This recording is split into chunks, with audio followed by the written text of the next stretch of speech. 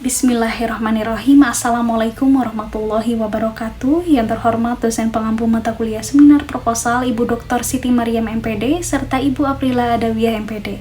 Yang saya hormati dosen penguji seminar proposal. Bagaimana kabarnya Ibu ataupun Bapak? Semoga senantiasa sehat dan berada dalam perlindungan Allah Subhanahu wa taala. Amin. Pada kesempatan yang mulia ini, saya Ananda Fitria Kurniadi dengan NPM 8820123006 akan menyajikan proposal penelitian saya yang berjudul Keefektifan Model Problem Based Learning dalam Pembelajaran Mendalam terhadap Kemampuan Menulis Teks Anekdot bertema Kesehatan Jasmani pada murid kelas 10 SMA Negeri 2 Cianjur. Pendidikan merupakan suatu upaya yang dilakukan secara sadar dan terencana dalam rangka mewujudkan suasana belajar serta proses pembelajaran yang memungkinkan murid secara aktif mengembangkan potensi dirinya. Hal tersebut sebagaimana tertuang dalam Undang-Undang Nomor 20 Tahun 2003 tentang Sistem Pendidikan Nasional yang menyatakan juga bahwa pendidikan bertujuan untuk membentuk murid agar memiliki kekuatan spiritual keagamaan, pengendalian diri, kepribadian yang baik, kecerdasan, akhlak mulia, serta keterampilan yang diperlukan dalam kehidupan bermasyarakat, berbangsa, dan bernegara. Oleh karena itu, peningkatan mutu pendidikan menjadi fokus utama pemerintah melalui berbagai kebijakan dan inovasi pembelajaran. Salah satu upaya pemerintah dalam meningkatkan mutu pendidikan adalah melalui peluncuran pendekatan pembelajaran mendalam atau deep learning. Pendekatan ini digalakan oleh Kementerian Pendidikan Dasar dan Menengah atau Kemendikdasmen pada tahun 2025 yang ditandai dengan diterbitkannya naskah akademik pembelajaran mendalam menuju pendidikan bermutu untuk semua pada Februari tahun 2025. Pembelajaran mendalam merupakan pendekatan yang melibatkan pemahaman mendalam terhadap materi pembelajaran melalui proses berpikir kritis, reflektif, kreatif, dan aplikatif. Kemudian dalam pembelajaran mendalam, murid tidak hanya menghafal fakta, tetapi mengintegrasikan juga pengetahuan barunya dengan pengetahuan sebelumnya sehingga dapat menerapkannya dalam Akmal et al. Tahun 2025. Namun pada kenyataannya, berdasarkan hasil observasi di kelas 10F SMA Negeri 2 Cianjur, pembelajaran masih cenderung berpusat pada hafalan. Murid mengalami kesulitan dalam mengembangkan ide dan gagasannya sehingga proses diskusi dan refleksi menjadi kurang berkembang. Hal ini menunjukkan bahwa aspek bermakna dan refleksi dalam pembelajaran masih belum berkembang secara maksimal. Selain itu, hasil wawancara tidak terstruktur dengan salah satu murid menunjukkan bahwa materi yang dianggap paling sulit dipelajari adalah teks anekdot, terutama dalam menulis teks anekdotnya. Kesulitan ini mengindikasikan adanya kesenjangan antara karakteristik materi dengan praktik pembelajaran yang berlangsung di dalam kelas. Dalam pembelajaran mendalam, kondisi tersebut berkaitan dengan praktik pedagogis yang menjadi bagian penting dalam implementasi pembelajaran. Praktik pedagogis merujuk pada strategi, model, metode guru dalam mengajar untuk mencapai tujuan pembelajaran dalam Kemendikdasmen tahun 2025. Dalam konteks pembelajaran teks anekdot, diperlukan model pembelajaran yang mampu memfasilitasi murid untuk mengamati, memahami, serta mengolah pengalaman atau permasalahan nyata secara kreatif dan reflektif.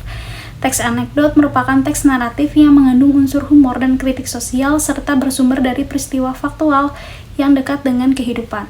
Oleh karena itu, pembelajaran teks anekdot menuntut kemampuan murid untuk mengaitkan pengalaman nyata dengan kreativitas berbahasa. Dalam Kosasi tahun 2014, salah satu model pembelajaran yang dapat mendukung hal tersebut adalah Problem Based Learning atau PBL.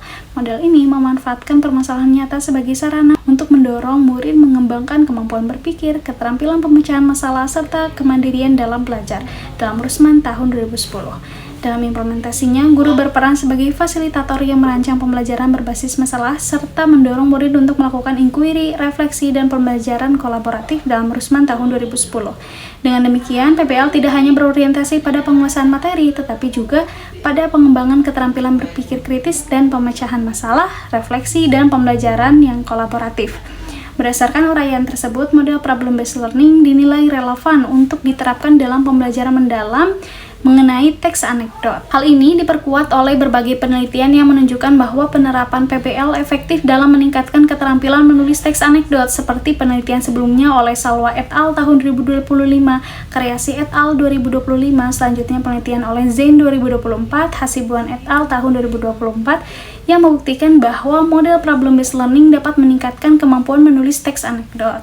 Namun demikian, penelitian-penelitian tersebut pada umumnya masih berfokus pada peningkatan kemampuan menulis melalui penerapan PBL sebagai model pembelajaran yang berdiri sendiri.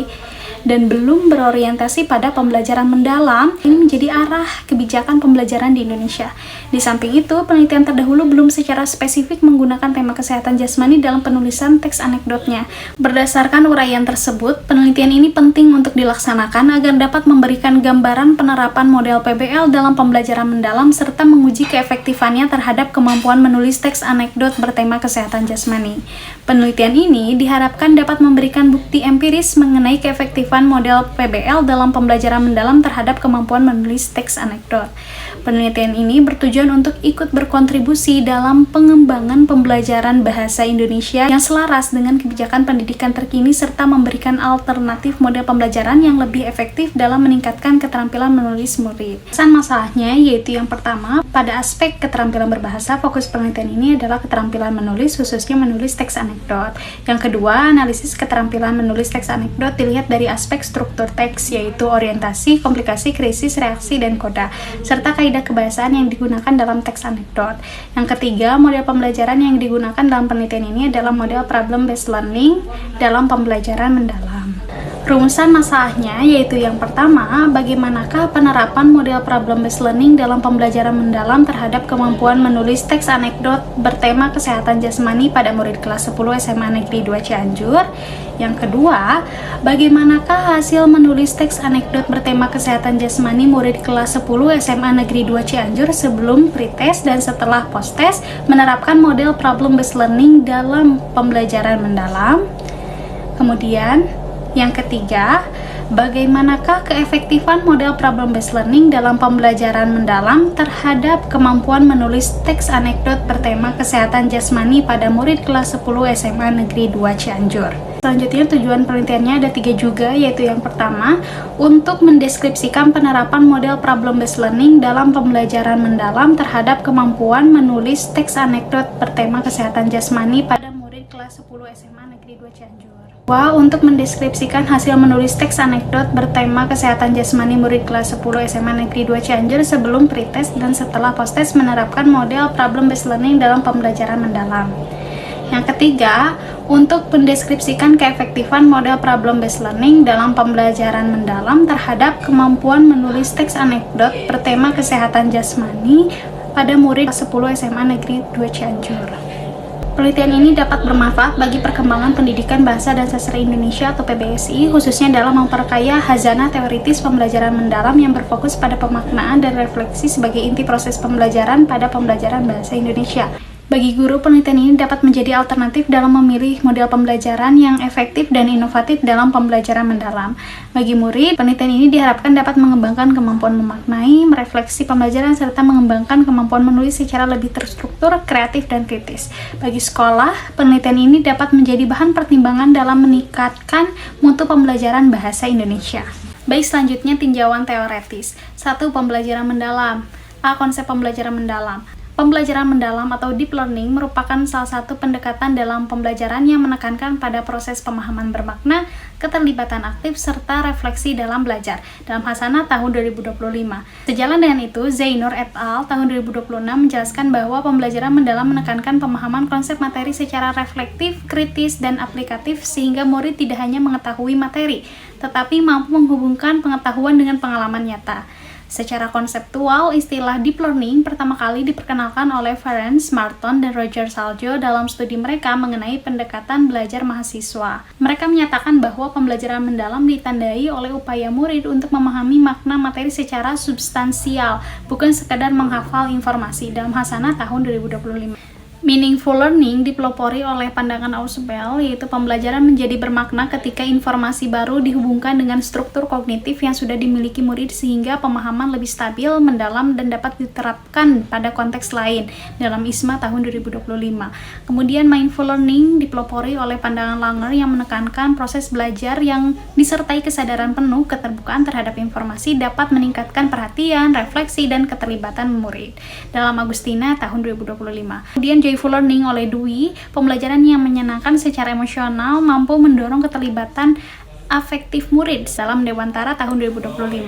Ketiga konsep tersebut menjadi landasan prinsip pembelajaran mendalam, yaitu mindful berkesadaran, meaningful bermakna, dan joyful menggembirakan dalam Roshidah et al. Tahun 2026.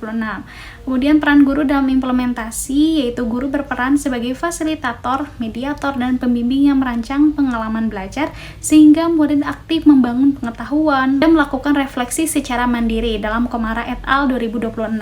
Terdapat beberapa alasan mendasar pentingnya penerapan deep learning dalam pendidikan dasar dan menengah, yaitu untuk membangun fondasi kognitif yang kuat sejak jenjang dasar, mempersiapkan murid menghadapi kompleksitas tantangan pada jenjang menengah, serta meningkatkan motivasi belajar melalui pengalaman belajar yang bermakna dalam Diputra et al. 2024. Selanjutnya B. Kerangka kerja pembelajaran mendalam. Dalam naskah akademik pembelajaran mendalam menuju pendidikan bermutu untuk semua yang diluncurkan oleh Kemendikdasmen 2025 terdapat beberapa kerangka pembelajaran mendalam sebagai berikut. Yang pertama, dimensi profil lulusan. Itu yang pertama, keimanan dan ketakwaan terhadap Tuhan Yang Maha Esa. Kedua, kewarganegaraan, penalaran kritis, kreativitas, kolaborasi, kemandirian, kesehatan, dan komunikasi. Yang kedua, prinsip pembelajaran mendalam dilaksanakan berdasarkan 3 prinsip utama, yaitu yang pertama, berkesadaran, mindful, bermakna, meaningful, dan menggembirakan, joyful. Yang ketiga, pengalaman belajar, yaitu terdapat memahami, mengaplikasi, dan merefleksi. Yang keempat, kerangka pembelajaran, yaitu yang A, praktik pedagogis, yaitu praktik yang merujuk pada strategi mengajar yang dipilih guru untuk mencapai tujuan belajar dan mencapai dimensi profil lulusan. Yang B, kemitraan pembelajaran, yaitu kerjasama yang melibatkan orang tua, masyarakat, ataupun organisasi tertentu. C, lingkungan belajar, yaitu lingkungan pembelajaran menekankan integrasi antara ruang fisik dan ruang virtual serta budaya belajar untuk mendukung pembelajaran mendalam. D, pemanfaatan teknologi digital, yaitu dalam kegiatan belajar memanfaatkan teknologi, misalnya eksplorasi sumber belajar dari internet. Yang kedua, model problem based learning, yaitu yang pertama, pengertian model problem based learning menurut Burroughs tahun 1980 dalam Huda 2013 mendefinisikan problem based learning sebagai pembelajaran yang diperoleh melalui proses menuju pemahaman atas penyelesaian suatu masalah. Kemudian masalah tersebut pertama kali dihadapkan dalam proses pembelajaran. Sejalan dengan itu, Tan tahun 2000 dalam Rusman 2010 menyatakan bahwa pembelajaran berbasis masalah merupakan pendekatan yang memanfaatkan berbagai kemampuan berpikir yang menghadapi tantangan dunia nyata yang kompleks. Kemudian karakteristik model problem based learning. Menurut Rusman tahun 2010, karakteristik PBL mencakup penggunaan perspektif ganda, pengembangan keterampilan inquiry, dan pemecahan masalah serta proses belajar yang melibatkan sintesis dan integrasi pengetahuan. Selain itu, pembelajaran dalam PBL bersifat kolaboratif dan menuntut murid untuk secara aktif mengidentifikasi kebutuhan belajarnya. Selanjutnya, sintaks model problem based learning, yaitu menurut Huda tahun 2013, langkah-langkah PBL dimulai dari penyajian masalah kepada siswa, dilanjutkan dengan diskusi kelompok untuk mengklarifikasi masalah, kemudian melakukan brainstorming, mengidentifikasi kebutuhan belajar, serta merancang rencana penyelesaian masalah. Selanjutnya, siswa melakukan studi mandiri, berbagi informasi dalam kelompok, menyajikan solusi, dan diakhiri dengan refleksi terhadap proses pembelajaran. Yang ketiga, kemampuan menulis. Menurut Tarigan tahun 2008, menulis merupakan suatu keterampilan berbahasa yang dipergunakan untuk berkomunikasi secara tidak langsung. Dalam kegiatan menulis, penulis harus terampil dalam struktur bahasa dan kosakata.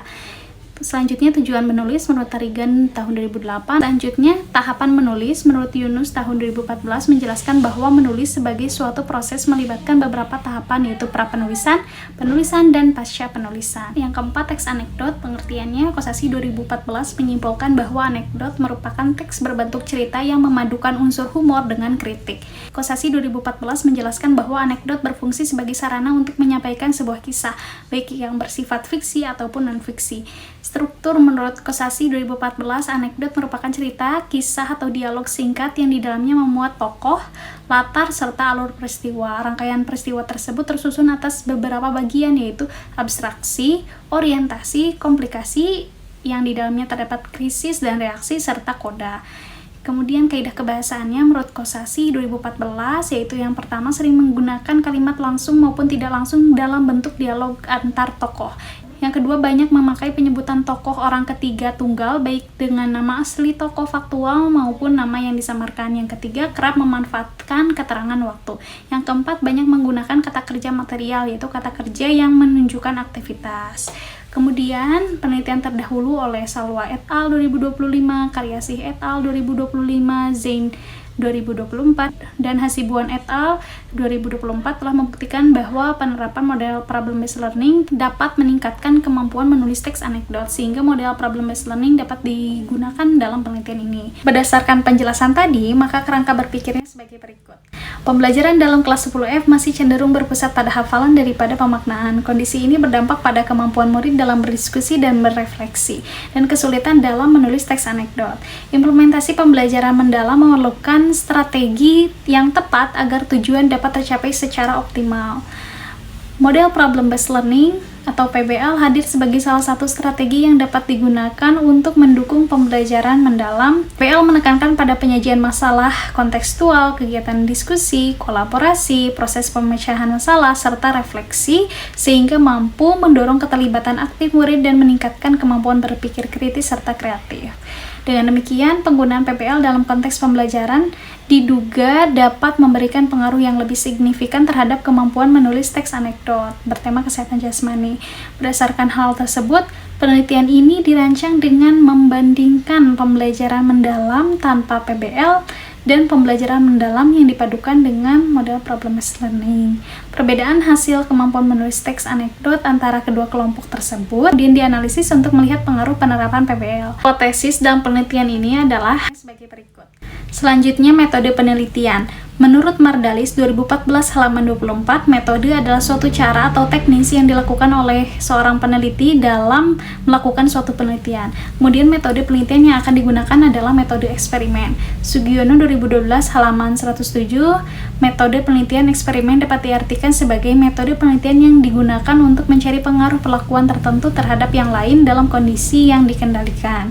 Sementara Darmadi 2011 halaman 176 mengungkapkan bahwa metode penelitian eksperimen merupakan metode penelitian yang paling produktif, karena jika penelitian tersebut dilakukan dengan baik, dapat menjawab hipotesis yang utamanya berkaitan dengan hubungan sebab akibat. Desain penelitian yang digunakan dalam penelitian ini yaitu quasi-experimental design dengan bentuk non-equivalent control group design. Tempat penelitian yang dipilih adalah SMA Negeri 2 Cianjur. Waktu penelitiannya sekitar 1 tahun, kegiatannya dari mulai identifikasi masalah hingga penyusunan. Kemudian populasi penelitian ini adalah murid kelas 10 SMA Negeri 2 Cianjur. Kemudian menurut Trianto 2010, sampel adalah sebagian atau wakil populasi yang diteliti. Sampel dalam penelitian ini terdapat 2 kelas, yaitu kelas eksperimen dan kelas kontrol. Teknik pengambilan sampel dalam penelitian ini menggunakan teknik non-random sampling, yaitu purposive sampling. Menurut Sugiono 2012, purposive sampling merupakan teknik penentuan sampel dengan pertimbangan tertentu.